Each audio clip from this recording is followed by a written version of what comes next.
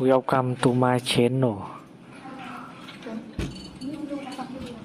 Try to hear the latest story.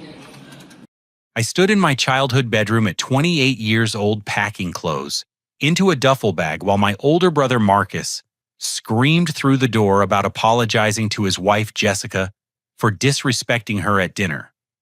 Their parents sided with Marcus, threatening to ground me like I was still 12. The humiliation burned deep as I realized my family saw me as a permanent child who never grew up. I quietly texted someone while zipping the bag, whispering, "Time to grow up for real." My phone buzzed back, "Papers ready, car outside in 10 minutes. Let me take you back 3 hours to where this nightmare began. I had driven to my parents' house for our usual Sunday dinner, expecting the typical small talk about work and weekend plans. Instead, I walked into what felt like a corporate boardroom meeting disguised as a family gathering. Marcus and Jessica sat at the head of the dining table like they already owned the place. Dad looked smaller than usual, hunched over his meatloaf, while Mom busied herself refilling water glasses with nervous energy. The tension was thick enough to cut with a knife. "We have an announcement," Jessica declared, before anyone had finished saying grace. Her voice carried that particular tone she used when she wanted everyone to know she was in charge. "Marcus and I are taking over Thompson Construction from Robert." My fork stopped halfway to my mouth. Dad's construction company had been his life's work for 35 years. He built it from nothing, starting with a pickup truck and a toolbox, growing it into one of the most respected contractors in our county. "Taking over?" I asked, trying to keep my voice level. Marcus straightened his shoulders, puffing out his chest like he used to do when we were kids, and he wanted to intimidate me. "Dad's getting older. The business needs fresh leadership, modern thinking. Jessica has an MBA from State University." Jessica smiled, that cold smile she reserved for moments when she felt superior. "We're planning a complete restructuring of the company, streamlining operations, eliminating dead weight positions, implementing efficiency protocols." My blood ran cold. Dead weight positions. Certain employees who have outlived their usefulness. She continued, cutting her food with precise movements. "Starting with that old man, Billy Thompson. He's 65 and slowing down the entire crew. We're terminating his employment immediately." The words hit me like a physical blow. Billy Thompson had been Dad's right-hand man since before I was born. He taught me everything I knew about construction, from reading blueprints to operating heavy machinery. Billy was like a second father to me, patient and kind, where my own family often showed irritation. "Billy's not dead weight," I said quietly. "He's got more construction knowledge in his little finger than most people have in their entire bodies." Jessica's eyes flashed with anger. "Are you questioning my business judgment?" "I'm questioning firing a man who's devoted his life to this company without even discussing it with the actual owner first." I looked at Dad, hoping he would speak up, but he just stared at his plate. "Your jealousy is showing, Dirk," Marcus jumped in. "Just because you never went to college doesn't mean you understand modern business practices." The familiar sting of that old wound made my jaw clench. I had chosen to work with my hands instead of pursuing a degree following Dad's footsteps into the trade. But Marcus and Jessica always made sure I knew they considered that choice a personal failure. "This isn't about jealousy," I replied. "It's about loyalty and respect for the people who built this business." Jessica slammed her water glass down hard enough to make everyone jump. "How dare you undermine my authority? I won't tolerate this kind of disrespect from someone who still lives in his childhood bedroom." The dining room fell silent except for the ticking of Mom's grandfather clock. My face burned with humiliation. Living at home at 28 wasn't exactly my dream scenario, but I had been saving money to start my own business while helping Dad with the company books in the evenings. "Jessica, maybe we should discuss this privately?" Dad finally spoke up, his voice barely above a whisper. "No, Robert," she snapped. "This attitude is exactly why this company has been stagnating. Everyone tiptoeing around feelings instead of making tough decisions. Dirk needs to apologize for questioning my judgment, or there will be consequences. Marcus nodded vigorously. She's right. You owe Jessica an apology for being disrespectful. I looked around the table at my family. Mom wrung her hands nervously, clearly, wanting to avoid conflict. Dad couldn't meet my eyes. Marcus glared at me with the same expression he had when we were children, and he wanted to prove his dominance. I'm not apologizing for defending Billy, I said calmly. Jessica's face twisted with rage. Then maybe you should think about whether you really belong in this family business, or this family at all. The threat hung in the air like smoke. I could feel my childhood slipping away, completely replaced by the cold reality of adult power games and manipulation. Actually, Jessica continued, her voice taking on a sickeningly sweet tone. I should mention that Billy's termination already happened on Friday, along with 3 other longtime employees. The paperwork has been filed with the state. My heart stopped. You fired them without telling anyone? I told Marcus. That's all the authorization I needed as the new operations manager. The realization hit me like a freight train. This entire dinner had been a setup. The announcement, the confrontation, everything was designed to force my submission to decisions that had already been made. They weren't asking for my opinion or input. They were demanding my compliance with their predetermined plan. I pushed my chair back from the table and stood up slowly. I need some air. Sit down, Marcus commanded. We're not finished here. But I was already walking toward the back door, my appetite completely gone, and my mind reeling from the betrayal. As I stepped onto the back porch, I heard Jessica's voice through the screen door. He's even more immature than I thought. This is exactly why we need to take decisive action. I knew in that moment that my life was about to change forever. I just had no idea how dramatically. The pounding on my bedroom door started exactly 1 hour after I retreated upstairs to process what had happened at dinner. Each bang rattled the hinges and sent vibrations through the floorboards. Open this door right now, Marcus shouted from the hallway. We need to settle this tonight. I sat on my bed methodically folding clothes into my duffel bag while the storm raged outside my door. My phone buzzed with another text from Legal Eagle. Documentation uploaded. Financial records secured. Ready for phase 2 on your signal. Dirk, honey, please come out and talk to us. Mom's voice joined the chorus. We just want to work this out as a family. Family. The word tasted bitter now. I continued packing carefully, selecting items that held real value while leaving behind the childhood memorabilia that no longer meant anything. Fine, we'll talk through the door. Jessica's voice cut through the others like a knife. Your behavior tonight was completely unacceptable. You embarrassed me in front of my in-laws and showed a complete lack of respect for my position in this family. I pulled out my phone and activated the recording app. Legal Eagle had taught me to document everything. You're 28 years old and acting like a spoiled child, she continued. This tantrum stops now. You will come downstairs, apologize sincerely for your disrespectful behavior, and commit to supporting our business decisions going forward. Marcus picked up where she left off.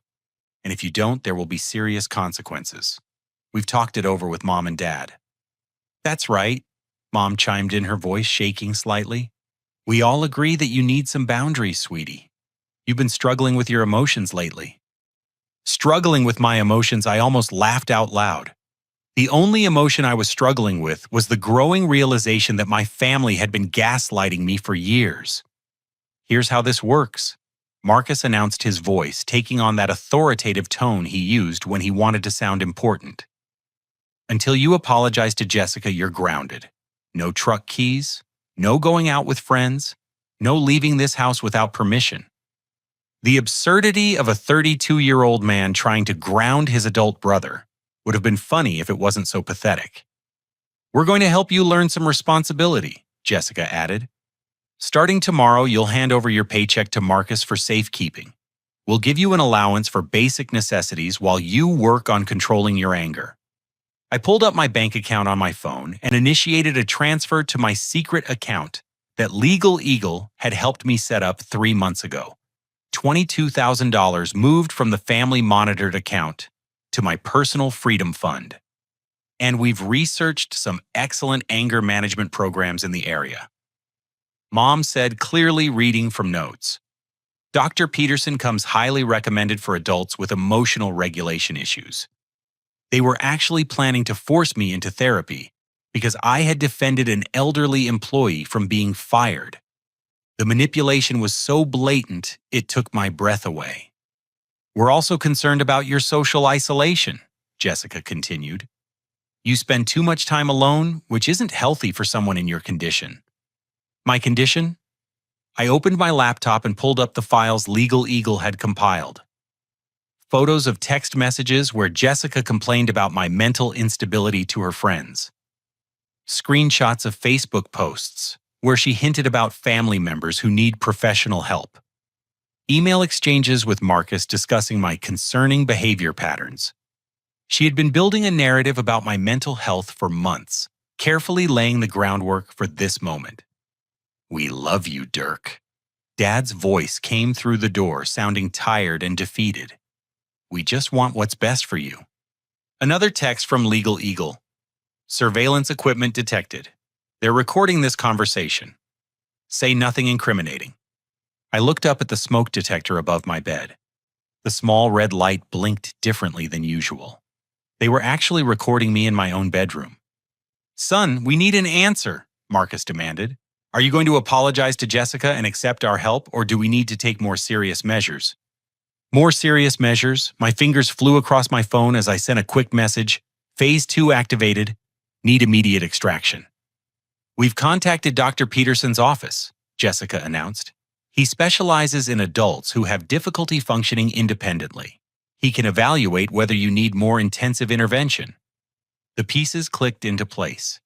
Intensive intervention meant psychiatric hospitalization. They were building a case to have me declared mentally incompetent.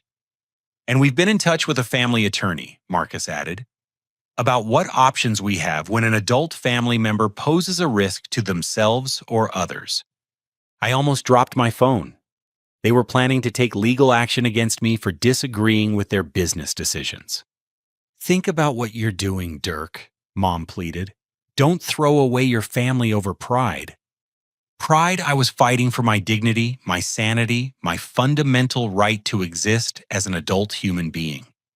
But they had twisted it into a character flaw. My phone buzzed. Car outside in 5 minutes. Emergency contact activated. I need some time to think. I called out, my voice steady despite the rage boiling inside me. You have until tomorrow morning, Jessica declared. Then we start implementing consequences whether you cooperate or not.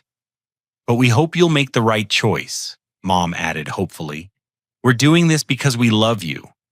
Their footsteps retreated down the hallway, but I could hear them gathering in the living room below, their voices carrying up through the heating vents as they planned my future without my input. He's more stubborn than we expected, Jessica was saying. We might need to move faster on the competency evaluation. Are you sure about this? Dad's voice sounded uncertain. He's never been violent or dangerous. Emotional instability can escalate quickly, Jessica replied with the confidence of someone who had clearly researched this topic extensively. It's better to be proactive. I shouldered my duffel bag and moved to the window. Legal Eagle's car idled quietly at the curb, its headlights off. Amanda Walsh sat behind the wheel, her auburn hair pulled back in a professional bun, her expression determined and focused. For 8 months, she had been my secret lifeline to sanity.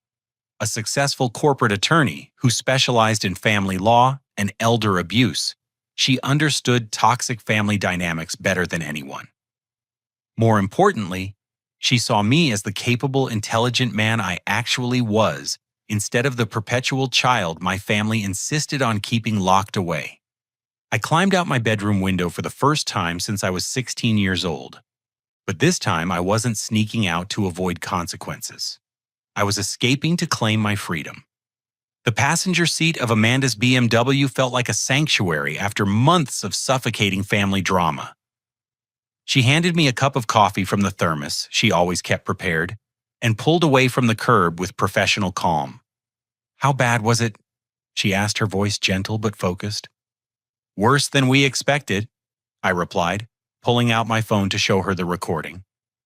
"They're moving faster than you predicted." Jessica mentioned competency evaluations and intensive intervention.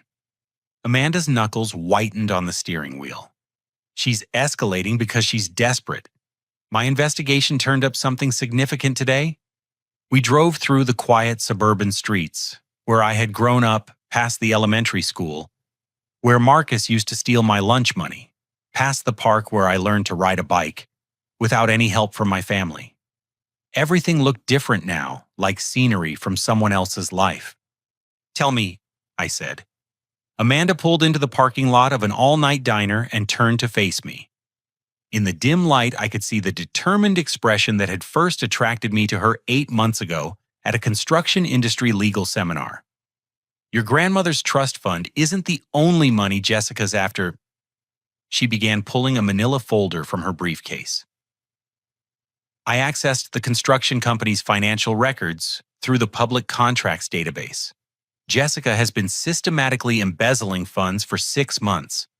She handed me a spreadsheet covered in highlighted numbers. Fake vendor payments, inflated material costs, phantom employee bonuses that went straight into an account she controls. She's stolen nearly $50,000 from your father's company." My heart pounded as I scanned the documents. Dad has no idea. None. She's been covering her tracks by blaming budget overruns on your supposed poor work performance. According to these records, you're responsible for every cost overrun and project delay in the past 6 months. The betrayal cut deeper than anything from dinner. Jessica hadn't just been undermining me socially, she had been destroying my professional reputation to cover her crimes. "There's more," Amanda continued. "Remember how she announced her pregnancy 3 months ago?" I nodded. The pregnancy had been Jessica's trump card for gaining sympathy and support from my parents. They had been fawning over her ever since treating her like precious cargo while treating me like a problem to be solved. "She's not pregnant, Dirk, never was." The words hit me like ice water. "What?" "I hired a private investigator to verify her medical claims. She's been to 3 different doctors in the past month, all for gambling addiction counseling, not prenatal care. The pregnancy is completely fabricated." My mind reeled as the implications sank in. "She's been lying to everyone for months." "About everything," Amanda confirmed. "The fake pregnancy was designed to make her seem vulnerable and deserving of family protection. It also gave her an excuse for emotional outbursts and irrational behavior that people would dismiss as hormonal." She pulled out another set of documents. But here's the real kicker. Jessica owes $47,000 to an underground poker ring that operates out of a casino in the next county. They've been pressuring her for payment, threatening her safety if she doesn't come up with the money soon. Everything clicked into place. That's why she needs access to my trust fund. Exactly. Your grandmother's trust activates on your 30th birthday, which is 14 months away. $400,000 would solve all her problems and leave plenty left over for her and Marcus to start fresh somewhere else. The trust fund had been my grandmother's way of ensuring I had options in life. She had seen how my family treated me, even as a child, and wanted to give me independence when I came of age. I had always planned to use that money to start my own construction business. But she can't access the trust unless I'm declared incompetent and Marcus gains power of attorney, I realized. Right again. And that's exactly what she's been working toward. The false pregnancy gains sympathy. The embezzlement creates a financial crisis she can blame on you. The fake mental health concerns justify drastic intervention. It's actually a brilliant plan. Amanda reached over and took my hand. But she made one critical mistake. She underestimated you. For the first time in months, I felt a spark of hope. What do? We fight back, hard. Amanda's eyes blazed with determination. I've prepared a comprehensive legal strategy, restraining orders to prevent them from harassing you, fraud charges against Jessica for the embezzlement, a defamation lawsuit for the damage to your reputation, and a countersuit for intentional infliction of emotional distress. She pulled out a thick stack of legal papers. Everything is ready to file first thing Monday morning, but I wanted your permission before we pull the trigger. I looked at the documents that would change my life forever. Once we filed these papers, there would be no going back to the dysfunctional family dynamic that had defined my existence for 28 years. There's something else you need to know, Amanda said softly. About your work crew. What about them? Billy Thompson called me yesterday. He figured out something was wrong when Jessica fired him without any explanation. He started asking questions around the construction sites. Amanda smiled for the first time that night. Billy knows about our relationship. He's been watching out for you, documenting Jessica's behavior, keeping records of her interference with work projects. He wants to testify on your behalf. Tears burned my eyes. Billy had been protecting me, even after being betrayed by my family. And there's more good news, Amanda continued. Billy has connections throughout the industry. He's already talked to your 3 biggest clients about what's been happening. They're willing to transfer their contracts to a new company if you decide to go independent. A new company, Thompson and Walker Construction, she said with a grin. Billy wants to be your partner. He has the experience, you have the skills and client relationships. With your trust fund as startup capital, you could be operational within 6 months. I stared at her in amazement.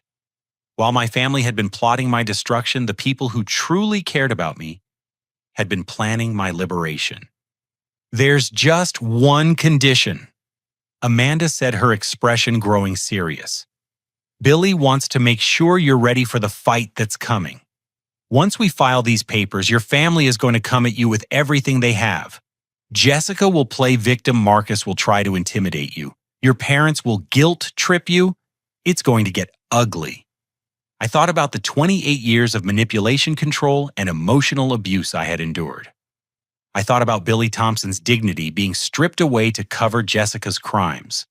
I thought about the future I could build if I had the courage to seize it. I'm ready, I said. Amanda leaned over and kissed me softly. Then let's give them a fight they'll never forget. As we sat in that diner parking lot planning our strategy, I felt something I hadn't experienced in years, genuine hope for the future. Tomorrow, my family would wake up to discover that their eternal child had finally grown up. And he was armed with lawyers. Dawn crept through my childhood bedroom window, illuminating the empty dresser and bare walls that had once displayed my construction awards and family photos. The only things remaining were the furniture that came with the room and a single piece of paper on the pillow where my head should have been. Marcus discovered my absence at 7:15 that morning when he came to deliver another ultimatum about the apology demand. His angry pounding on the door received no response, prompting him to try the handle. The door swung open to reveal a space that looked like it had been professionally cleaned out. "Where the hell is he?" Marcus shouted down the hallway, his voice carrying the edge of panic that comes with losing control of a carefully orchestrated plan. Mom came running from the kitchen, still wearing her bathrobe and clutching a cup of coffee. Her eyes widened as she took in the empty room, focusing immediately on the note I had left behind. "Oh my God," she whispered, picking up the paper with trembling fingers. "He's gone." Dad appeared in the doorway, fully dressed in his work clothes, despite the early hour. Construction schedules started early, and 35 years in the business had programmed his internal clock to match. "What's that say?" he asked, his voice hoarse with concern. Mom read my message aloud. "I chose something else. Don't come looking for me. I'll be in touch when I'm ready." Jessica emerged from the master bedroom, looking disheveled and frantic. Her hair was tangled, her makeup smeared from a restless night, and her expression carried the wild-eyed look of someone whose carefully laid plans were crumbling. "This is exactly what I was afraid of," she declared, pushing past everyone to examine the room. His mental state is obviously more fragile than we realized. He could be anywhere doing anything. She began opening drawers and checking closets, confirming that I had taken all my personal belongings. Look at how methodically he packed. This wasn't a spontaneous decision. He's been planning this. Marcus pulled out his phone and dialed my number. It went straight to voicemail. "Dirk, this is ridiculous. Come home right now and we'll discuss this like adults." Jessica snatched the phone from his hand. "No, you're being too soft. This is a mental health crisis." She redialed and left her own message. "Dirk, we're very concerned about you. Please contact us immediately so we know you're safe. We're prepared to call the authorities if necessary." Dad sat heavily on my stripped bed, looking around the empty room with confusion and growing distress. "I don't understand. Why would he just leave like this?" "Because we finally set some boundaries," Marcus replied, his defensive tone betraying his uncertainty. He couldn't handle being held accountable for his behavior. But Mom was examining my dresser more closely, running her fingers over the surfaces where my belongings had been. "Robert, look at this. He took everything. His tools, his work boots, even the pictures from his wallet. This isn't a tantrum. This is permanent." The realization hit the family like a physical blow. They had been operating under the assumption that I was still a child who would eventually return home when I got tired of being independent. The thoroughness of my departure suggested something far more serious. Jessica began pacing the room, her agitation increasing with each step. "We need to call the police, file a missing person report. He could be having a psychotic break." "A psychotic break?" Dad repeated, his voice sharp with disbelief. "For packing his clothes and leaving a note." "You don't understand the warning signs," Jessica snapped. "I've been researching this extensively. Adults who suddenly change their behavior patterns, who withdraw from family support systems, who make drastic life changes without consultation, these are classic indicators of mental illness." Marcus checked my closet, confirming that my good clothes were gone along with everything else. He even took his suits and his laptop. "Check his bank account," Jessica commanded. "If he's having a breakdown, he might drain his savings for drugs or gambling." Marcus logged into the family business banking system where my payroll account was linked. His face went pale as he stared at the screen. "What is it?" Mom asked. "His personal savings account. It's empty, completely cleaned out." Jessica's composure finally cracked. "How much was in there?" $22,000. Transferred yesterday at 9:47 p.m. The exact timing meant I had moved the money while they were outside my door, making threats. While they had been planning my forced submission, I had been securing my financial independence. "That proves it," Jessica declared, but her voice shook with barely controlled fear. "Normal people don't liquidate their entire savings without warning. He's clearly unstable." Dad stood up abruptly, his face flushed with anger. "Stop calling him unstable. He's a grown man who pays his bills, does his job, and never causes trouble for anyone. Maybe he left because we were treating him like a prisoner." "Robert, don't be naive," Jessica shot back. "This is exactly the kind of enabling behavior that created this crisis. Dirk needs professional intervention, not coddling." But Mom was looking at something else on my nightstand. His truck keys are gone too, and his registration papers from the glove compartment. The implications sank in slowly. I hadn't just run away. I had systematically prepared for complete independence. Every legal document, every financial asset, every personal possession had been carefully relocated. Marcus tried calling Billy Thompson, hoping my mentor might know something about my whereabouts. The call went to voicemail, which was unusual since Billy always answered his phone before 7 a.m. "Even Billy's not answering," Marcus reported. "Something's wrong here."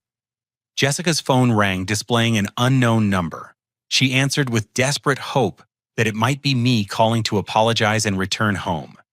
Instead, a crisp, professional voice asked, "Is this Jessica Walker?" "Yes, who's calling?" "This is Amanda Walsh from Walsh and Associates Legal Services. I'm calling to inform you that legal papers will be served at this address within the hour. Please ensure that all adult residents are present to receive service." The blood drained from Jessica's face. "Legal papers? What are you talking about?" "Have a good day, Mrs. Walker. My process server will explain everything when he arrives." The line went dead, leaving the family staring at each other in stunned silence. The morning had gone from concern about my absence to the terrifying realization that I hadn't just run away from their control. I had declared war on it. The doorbell rang at exactly 9 a.m., cutting through the anxious conversations that had dominated the house since discovering my empty room. Dad answered the door to find a middle-aged man in a business suit holding a leather briefcase and a manila envelope thick with official-looking documents. "Robert Walker," the man asked in a professional but sympathetic tone. "That's me. I'm George Martinez, licensed process server for the county court system. I have legal documents to serve to the residents of this household." He consulted a clipboard. Robert Walker, Patricia Walker, Marcus Walker, and Jessica Walker. Dad's hand shook as he accepted the envelope. "What kind of legal documents?" "Restraining orders, fraud charges, civil lawsuit notifications, and business dissolution papers," Martinez replied matter-of-factly. "You'll want to read everything carefully and contact your attorney immediately." Before anyone could respond, a sleek black sedan pulled into the driveway.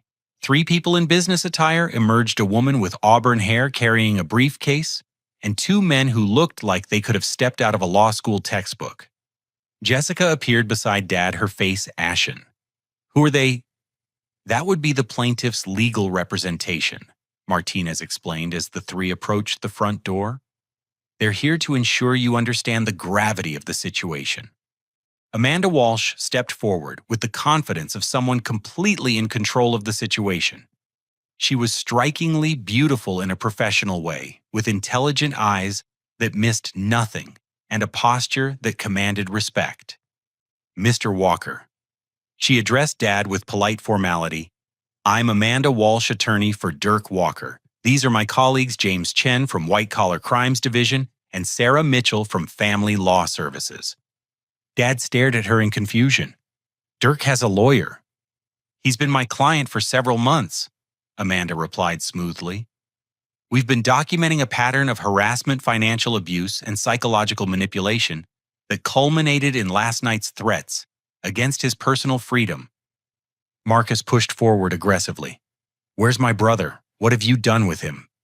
Amanda's expression didn't change, but her voice carried unmistakable steel. "Mr. Walker is safe and under legal protection. He'll remain in secure location until these matters are resolved." "Secure location," Mom's voice cracked with panic. "He's our son." "He's a 28-year-old man whose family threatened to have him declared mentally incompetent for refusing to apologize for defending an elderly employee." Sarah Mitchell interjected, consulting her notes. "That crosses several legal boundaries." Jessica finally found her voice, though it came out higher than usual. "This is insane. We were trying to help him. He's been showing signs of mental instability." James Chen stepped forward, his expression grim. "Mrs. Walker, you're facing serious criminal charges for embezzlement, fraud, and identity theft. I'd recommend remaining silent until you've consulted with your own attorney." "Embezzlement." Dad's voice rose in disbelief. "What are you talking about?" Amanda opened her briefcase and pulled out a thick folder. "Your daughter-in-law has stolen approximately $50,000 from Thompson Construction over the past 6 months through falsified vendor payments and inflated material costs." She handed Dad a stack of bank records and invoice copies. "Every transaction is documented here. The money went into an account she controls ostensibly for business expenses that never occurred." Dad's hands trembled as he flipped through the evidence. His face went from confusion to horror to rage in the span of 30 seconds. "Jessica, what the hell is this?" "I can explain," Jessica started, but Amanda cut her off. "Save your explanations for your criminal defense attorney," Amanda said coldly. "You'll need them." Marcus looked back and forth between his wife and the lawyers, his confidence crumbling. "This has to be some kind of mistake." "No mistake," Sarah Mitchell replied. "We also have evidence that Mrs. Walker has been spreading false information about Dirk's mental health to justify future legal action against him. She produced printed screenshots of social media posts and text messages. 3 months of posts suggesting that a family member was struggling with emotional issues and might need professional intervention, all building a paper trail to support a competency hearing." Mom sank into the nearest chair, her face pale. "You were planning to have Dirk declared incompetent?" Jessica's mask finally slipped completely. He needed help. He was becoming increasingly unstable, making poor decisions, showing signs of paranoia. "The only paranoia he showed was correctly identifying that you were plotting against him," Amanda said with satisfaction, which, as it turns out, was completely accurate. Dad was still staring at the financial documents, his life's work reduced to columns of numbers that proved his trust had been betrayed. "How much did you steal?" $49,736. James Chen answered precisely. "Plus interest and penalties, the total restitution amount exceeds $55,000. "But wait," Amanda continued, clearly enjoying the family's shock. "There's more." She pulled out another set of documents. Mrs. Walker's pregnancy, which has been the source of so much family concern and support, is completely fabricated. She has never been pregnant. The medical appointments she's been attending are for gambling addiction counseling. The silence that followed was deafening. Marcus turned to stare at his wife with the expression of a man watching his entire world collapse. "Gambling addiction?" he whispered. $47,000 in debt to underground poker operations, Amanda confirmed. "Which explains the embezzlement. She needed money to pay off dangerous people who were threatening her safety." Jessica began crying, but they were tears of frustration and anger rather than remorse. "You don't understand the pressure I was under. Those people were going to hurt me. So you decided to steal from your husband's family and frame your brother-in-law as mentally ill," Sarah Mitchell summarized without sympathy. "Excellent problem-solving skills." Dad stood up slowly, his face flushed with rage. "Get out of my house." "Robert," Jessica pleaded, "let me explain everything." "Get out," he roared, with more anger than anyone had ever seen from him. "You've stolen from me, lied to my family, and tried to destroy my son. Get out before I call the police myself." Actually, James Chen interjected, "The police are already on their way. Mrs. Walker will be arrested within the hour on multiple felony charges." Amanda checked her watch. "Which brings us to the final piece of business. Dirk is dissolving his partnership in Thompson Construction effective immediately." She handed Dad another set of legal documents. "He's also taking his client relationships with him. Henderson Shopping Plaza, Riverside Medical Center, and Westfield Housing Development have all agreed to transfer their contracts to his new company." "New company?" Marcus asked weakly. "Thompson and Walker Construction," Amanda announced with a smile. "Billy Thompson is his business partner. They'll be operational within the month." The devastating truth hit everyone simultaneously. While they had been plotting to control and manipulate me, I had been building an entirely new life that didn't include them. "Oh, but those are our biggest clients," Marcus protested. "That's 60% of our annual revenue." "Was 60%, Amanda corrected. "Dirk earned those relationships through his own work and reputation. The clients are following him because they trust him, not the company name." As if summoned by the conversation, Billy Thompson's pickup truck pulled into the driveway. The 65-year-old construction veteran climbed out slowly, his weathered face set in grim determination. "Billy," Dad called out hopefully, "thank God you're here. This is all some terrible misunderstanding. Billy walked past Dad without acknowledgement and approached Amanda with a respectful nod.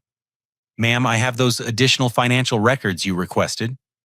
He handed her a manila folder. Invoices showing the real cost of materials versus what Jessica reported to the clients, plus testimony from 3 other crew members about her interference with work schedules and quality standards. Dad's last hope crumbled. Even Billy, his most loyal employee, had turned against the family. "Why?" Dad asked, his voice breaking. "Billy, we've worked together for 25 years.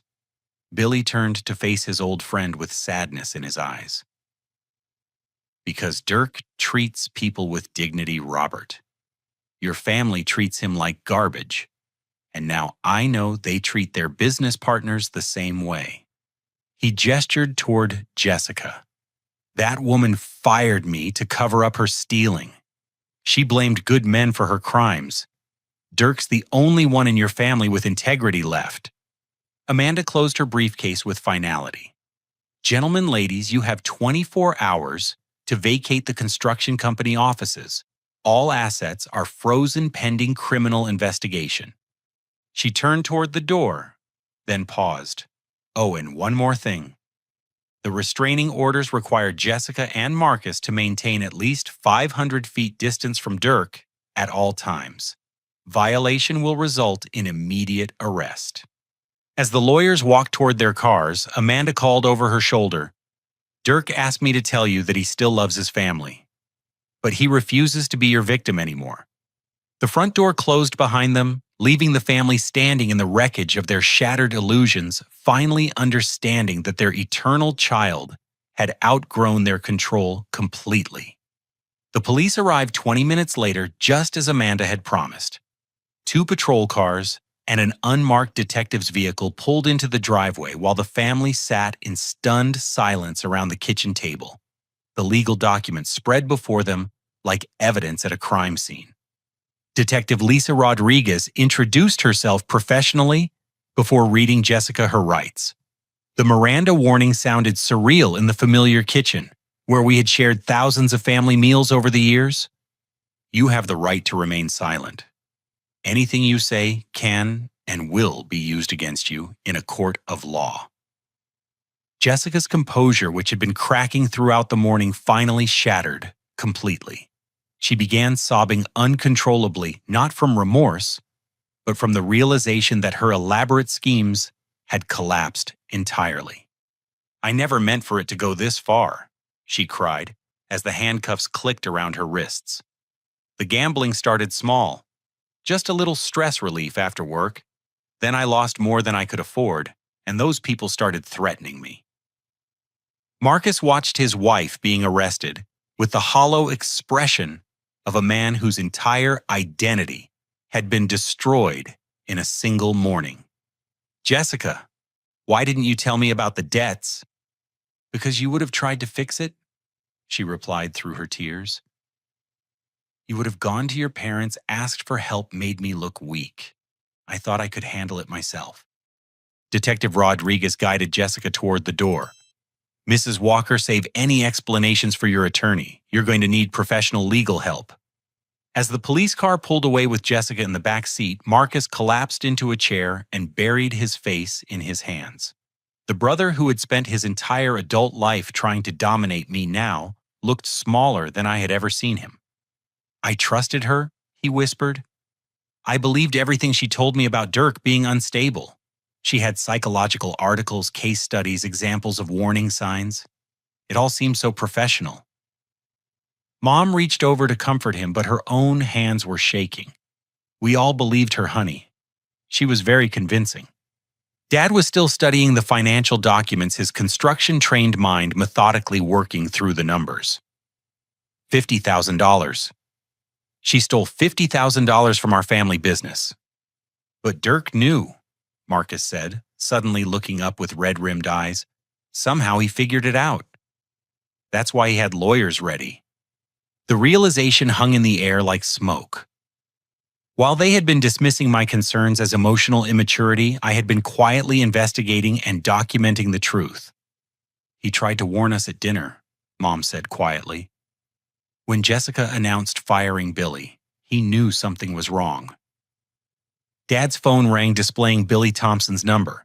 He answered with desperate hope that his oldest friend might offer some explanation or comfort. Robert and Billy's voice sounded tired but determined. I need you to know that this wasn't easy for me. You've been a good boss and a decent man for 25 years. Billy, please, Dad pleaded. Can't we work something out? This is destroying our family. Your family destroyed itself, Robert. Jessica's been sabotaging work projects for months, blaming the delays on Dirk to cover her stealing. Good men lost their jobs because of her lies. Billy's voice hardened. And you let it happen.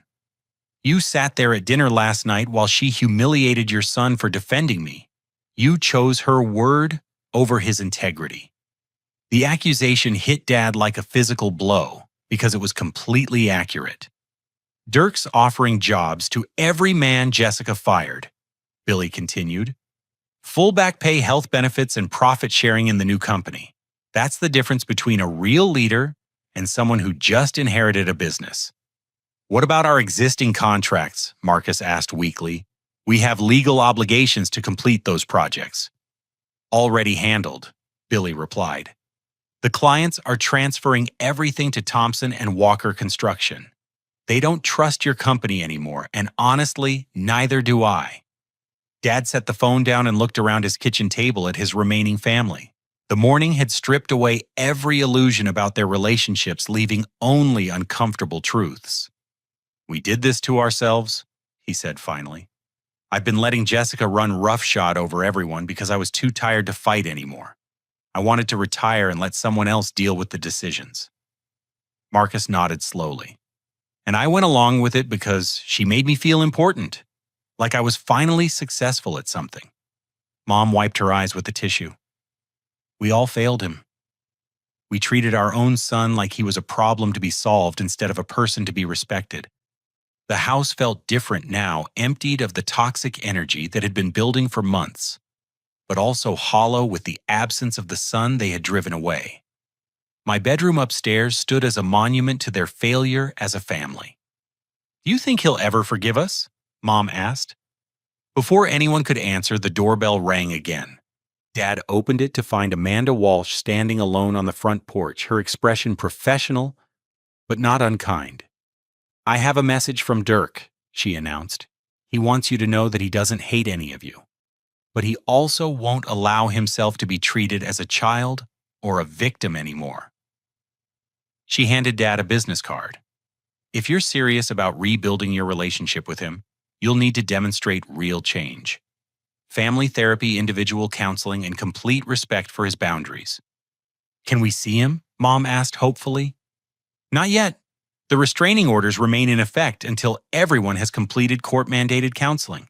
But if you do the work, if you genuinely change how you interact with him, there might be a future for your family. Amanda turned to leave, then paused. One more thing. Dirk wanted me to tell you that Billy Thompson is like a father to him. The man you let Jessica fire without a second thought has been more supportive and encouraging than his actual family ever was. The door closed behind her, leaving them to confront the full magnitude of what they had lost through their own actions. Marcus broke the silence first. I need to file for divorce and find a lawyer for Jessica's criminal case. And I need to figure out how to save the construction business, Dad added. If there's anything left to save. Mom stood up slowly, looking exhausted by the emotional toll of the morning. I need to call Dr. Peterson's office. Not for Dirk, for me.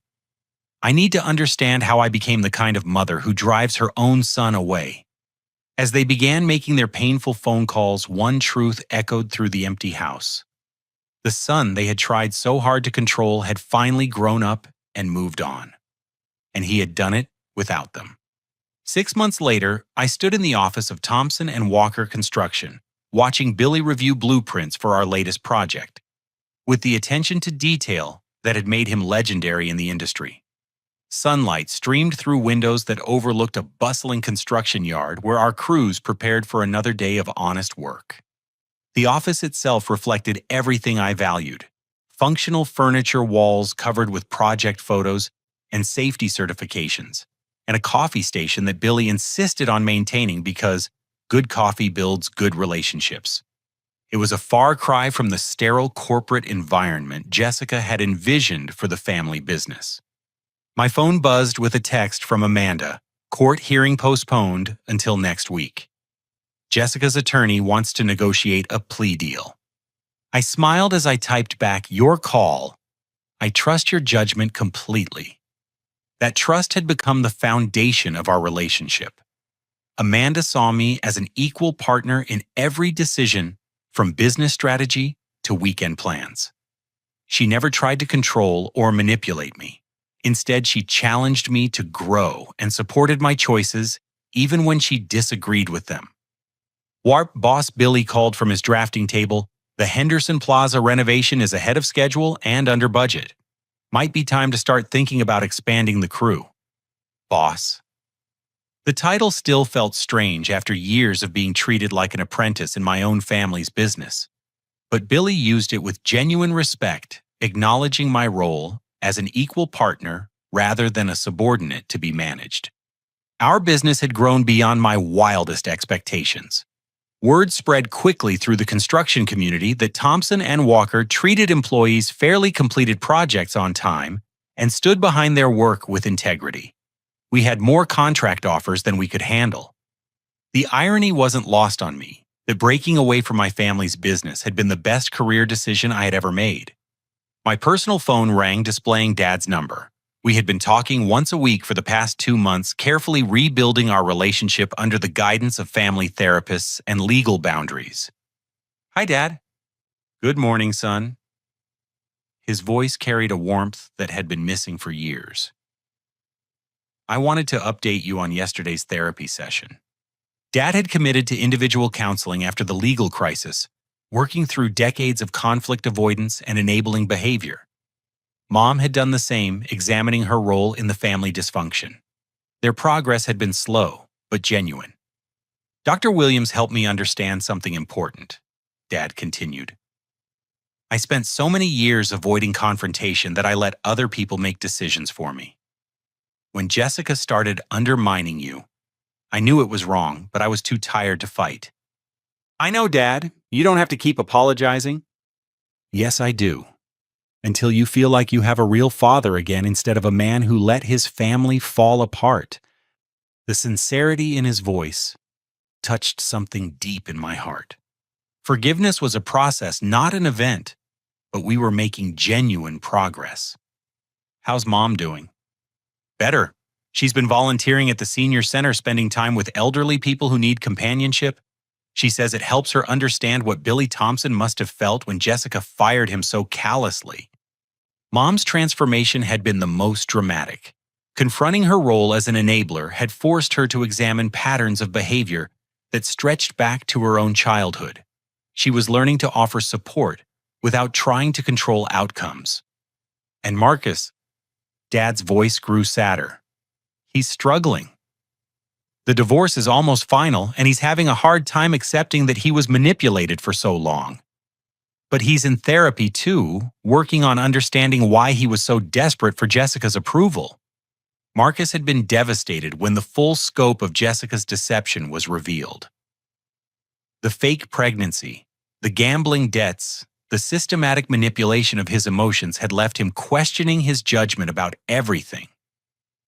Rebuilding his sense of self would take years. "He asks about you," Dad added. "Wonders if you'll ever be able to trust him again." "Tell him I hope he finds peace," I replied honestly. "But that's something he has to do for himself." The restraining orders had been modified to allow supervised family contact through therapists.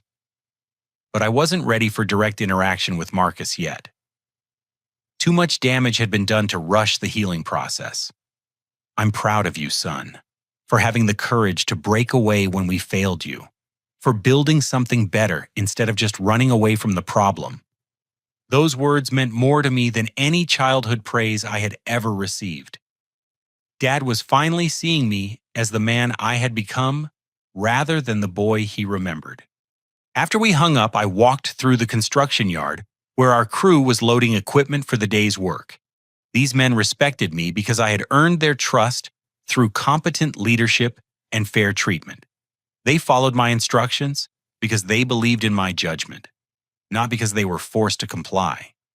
Billy approached with a satisfied grin, wiping grease from his hands with a shop rag. Got the new excavator running smooth as silk.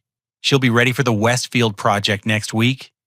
At 65, Billy could have retired comfortably, but he had chosen to partner with me because he believed in building something lasting. His experience combined with my energy had created a business model that valued both tradition and innovation. Billy, can I ask you something personal? Shoot. Why did you take such a risk on me? You could have found a job with any construction company in the county.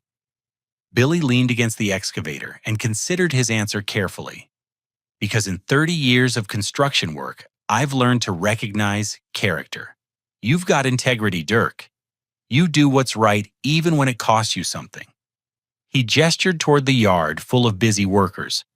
Most of these men were ready to quit construction entirely after Jessica destroyed their confidence. You gave them back their pride and their livelihood. That's not just good business, that's good leadership. The observation reminded me of how far I had traveled, from the insecure young man who had been afraid to challenge his family's expectations.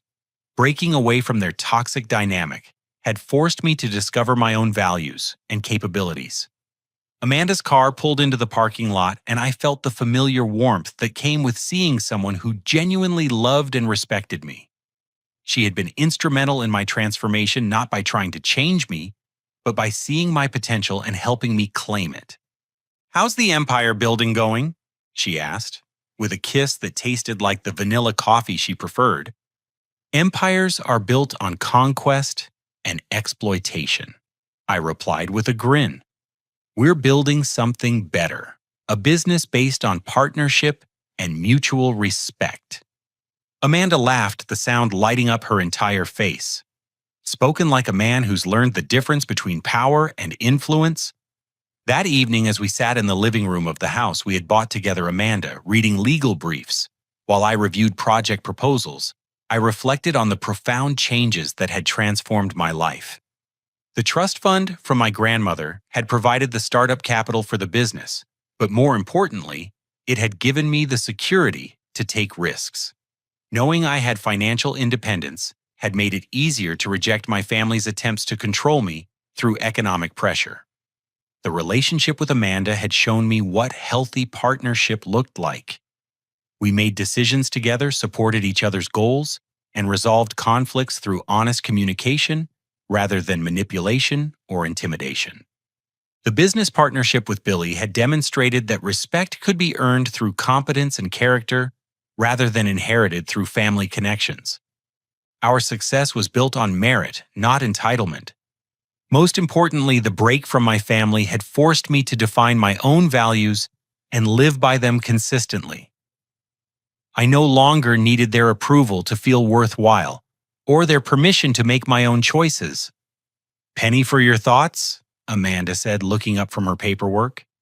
"Just thinking about how different my life is now compared to 6 months ago. Better. Immeasurably, but also harder in some ways. Taking responsibility for your own happiness is more challenging than blaming other people for your problems." Amanda set aside her legal briefs and moved to sit beside me on the couch. That's very wise for someone who was supposedly too emotionally immature to make his own decisions. We both laughed at the memory of Jessica's psychological manipulation. The criminal charges against her had resulted in a plea agreement, 2 years in prison, full restitution of the stolen money, and mandatory counseling for gambling addiction. She would emerge from prison a humbled woman with an opportunity to rebuild her life more honestly. "You think you'll ever have a normal relationship with your family again?" Amanda asked. "Maybe, but it will be a different kind of relationship, based on mutual respect rather than obligation or guilt."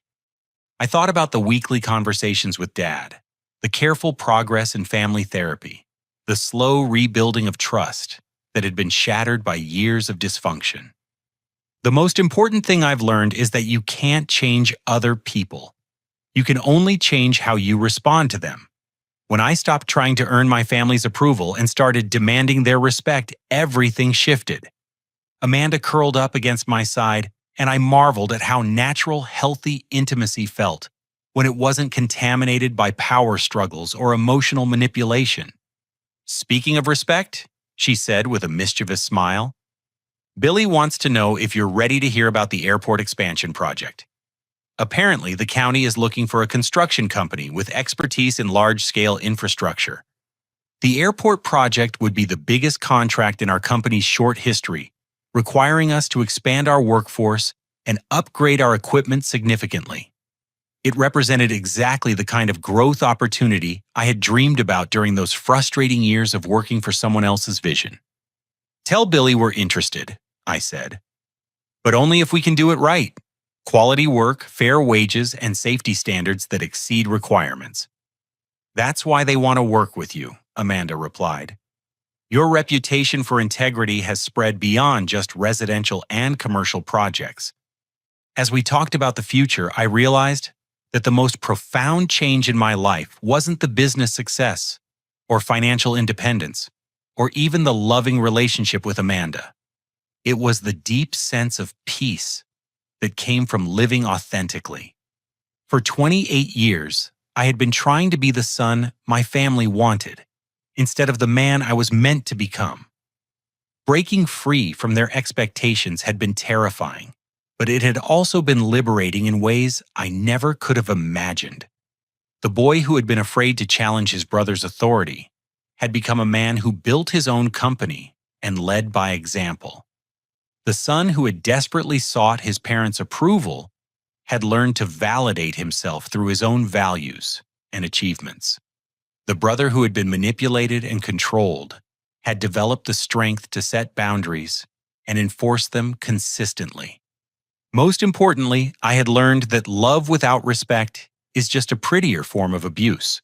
Real family relationships require both emotional connection and mutual regard for each other's autonomy and dignity. My phone buzzed with a text from one of our crew chiefs. "Riverside Medical Center project completed on schedule.